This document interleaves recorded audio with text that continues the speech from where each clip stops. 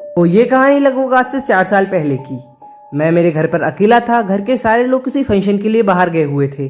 तकरीबन रात के 9 बजे होंगे, तभी घर की लाइट अचानक से चली गई। मैं बहुत तेज घबरा गया क्योंकि लाइट इस समय जाती भी नहीं थी और मैं घर पर अकेला था। बिना लाइट के काम नहीं हो सकता था। हालांकि मेरे पास फ़ोन तो था, पर बिना लाइट के काम नहीं हो पाता।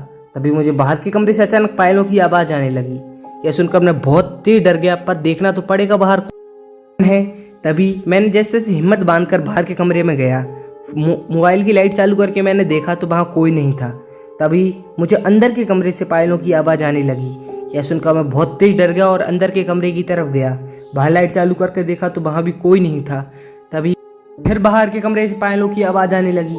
अब ये सुनकर तो मैं बहुत तेज डर गया और जल्दी घर के बाहर चला गया। रात के तकरीबन 10 बजे तक मैं बाहर ही रहा, जब तक सारे लोग फंक्शन करके घर में वापस नहीं आ गए। उस रात पता नहीं वो क्या था।